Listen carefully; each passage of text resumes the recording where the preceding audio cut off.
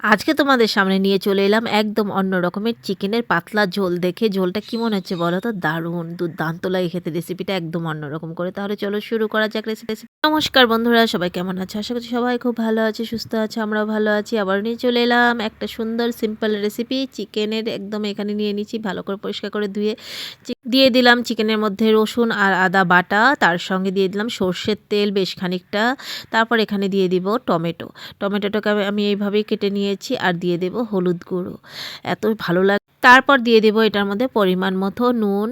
আর একদমই অন্যরকম করে আজকে চিকেনটা বানাচ্ছি। এই যে ফার্মের চিকেন বলো বা পোলট্রি চিকেন বলো, যেটাই হোক পোলট্রি মুরগি, মানে এইভাবে যদি রান্না করা যায় বোঝাই যাবে না যে তোমরা পোলট্রি মুরগি না, মানে ফার্মের মুরগি যেটাই হোক খাচ্ছ আর কি। এটা মনেই হবে না, মনে হবে যেন একদম দেশি মুরগি খাচ্ছি।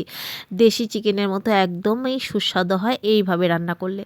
একদম এই কটা জিনিস দিয়ে ম্যারিনেট করে আমি ভালো করে ম্যারিনেট করে আধা ঘন্টার জন্য রেখে দেবো ঢাকা দিয়ে। আর ম্যারিনেটটা অবশ্যই হাত দিয়ে ভালো করে একটু কিছুক্ষণ হাতে সময় নিয়ে মানে করতে হবে। তো ম্যারিনেটের উপরেও কিন্তু রান্নার অনেকটি স্বাদ আছে। তো যাই হোক, এখানে ম্যারিনেট করে ঢাকা দিয়ে রেখে দিলাম। আর আধা ঘন্টা পর এসে আমি কড়ার মধ্যে দিয়ে দিলাম সর্ষের তেল। রান্নাটা আমি পুরো সর্ষের তেলেই করব। আর এখানে সর্ষের তেল দিয়ে দিলাম কিছুটা। তারপর এটার মধ্যে এইভাবে ডুমো ডুমো করে আলুগুলো কেটে রেখেছিলাম, সেই আলুগুলোকে আমি দিয়ে দিলাম তেলের মধ্যে, দিয়ে নুন দিয়ে দিলাম। এখন আলুগুলোকে একটু হালকা লালচে করে ভেজে নেব। বন্ধুরা, এইভাবেই রেসিপিটা রান্না করে, মানে মুরগির পাতলা ঝোল রান্না করে বাড়ির সবাইকে খাইয়ে দেখো। বলতেই হবে, এটা কি আজকে দেশি চিকেন রান্না করেছো, মানে দেশি মুরগি রান্না করেছো, এইভাবেই বলবে। কড়ার মধ্যে দিয়ে দিলাম দেখতেই পেলে তেজপাতা, আর দিয়ে দিলাম পেঁয়াজ কিন্তু একদম যে বেশি সেটা কিন্তু আমি দেইনি। দেখতেই পেয়েছো 1 কেজি চিকেনের হিসেবে এতটুকু পেঁয়াজ দিয়েছি। আর এখানে রসুন আর হচ্ছে কাঁচা লঙ্কা, যে কাঁচা লঙ্কার মধ্যে যে পাকা লঙ্কাগুলো হয় সেগুলোকে আমি বেছে বেছে, আর 1-2 কাঁচা লঙ্কা, এগুলোকে আমি থেতো করে নিয়েছি। পেস্ট কিন্তু না, থেতো করে নিতে হবে রসুন আর লঙ্কাটাকে।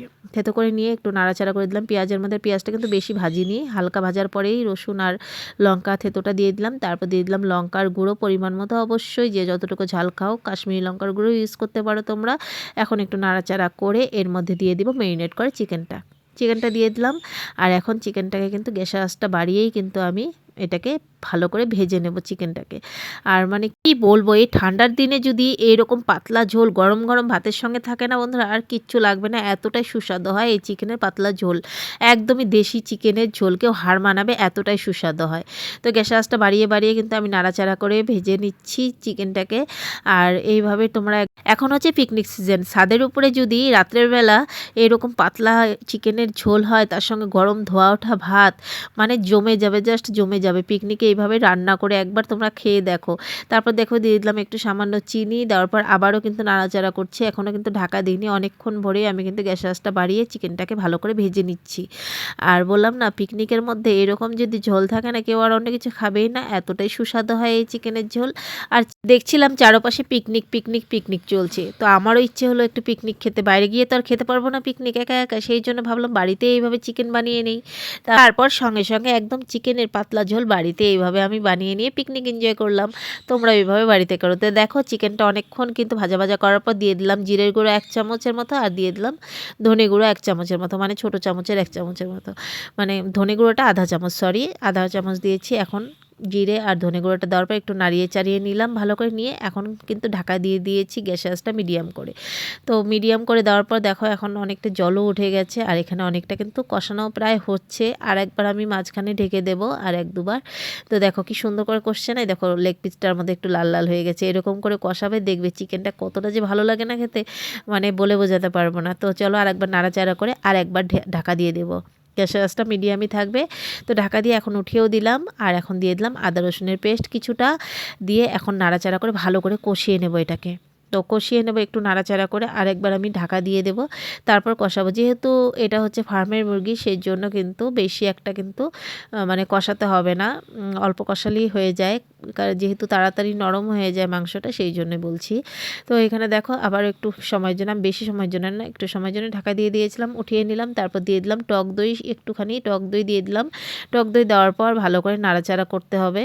নইলে কিন্তু টক দইটা ফাটার একটা চান্স থাকে। তোমরা চাইলে গ্যাস আঁচটা কম করে দিয়ে দিতে পারো, দিয়ে নাড়াচাড়া করবে। তো দেখো কি সুন্দর করে কষে আসছে না? আর এইভাবে এখন আর কোনো ঢাকা দেব না, সুন্দর কষিয়ে নেব। তো কষিয়ে নেওয়ার পর দিয়ে দিলাম একটু সামান্য জল, আবারও কষিয়ে নেব। জলটা দিয়ে এইভাবে যদি কষাও না, কী যে ভালো লাগে। আর তোমরা বুঝতেই পারবে বেশি নরম হয়ে আসলে আরটা কিন্তু ঢাকা দেবে না, কারণ এইভাবে একটু জল দিয়ে কষাতে হবে যেহেতু। আর এইভাবে জল দিয়ে কষালে ওই চিকেনটা দারুণ হয় খেতে। যে কোনো জিনিস কষানোর উপরে রান্নার স্বাদ হয়। আর এখানে দেখো কষানোটা দেখো লোভ লাগছে। এইভাবে কষানো দিয়েও কিন্তু গরম ভাতে বা রুটির সঙ্গে দারুণ লাগবে, তাই না?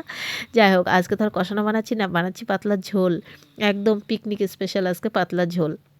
তো চলো এখানে নাড়াচাড়া করে নিলাম, ভালো করে কষে গেছে। এখন দিয়ে দিলাম বেশি করে একটু জল, যেহেতু পাতলা বললাম ঝোল বানাবো, সেই জন্য কিন্তু একটু বেশি করে জল দিয়ে দিলাম। জল দিয়ে এখন একটু নাড়াচাড়া করে বলও করতে দেব।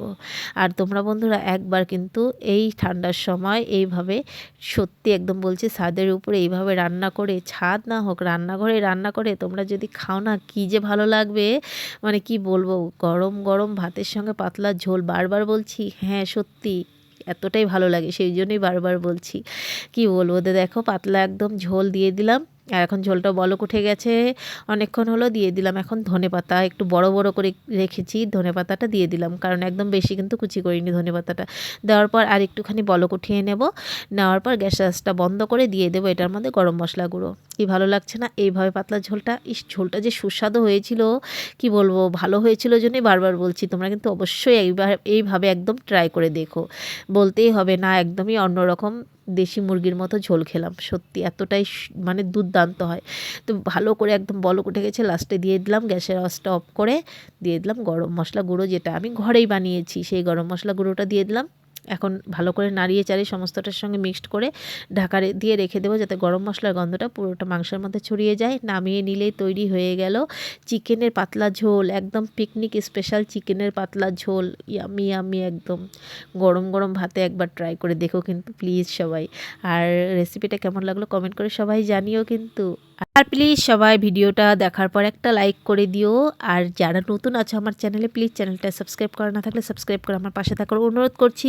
আর ফেসবুক পেজ থেকে যারা দেখছো, প্লিজ ফেসবুক পেজটা ফলো করা না থাকলে ফেসবুক পেজটাকে ফলো করে আমার পাশে থাকার অনুরোধ করছি। তাহলে তোমাদের সামনে আরও সুন্দর সুন্দর রেসিপি নিয়ে হাজির হবো। একদম গরম ছিল, তো চলো গরম গরম খেয়ে নেই। টাটা।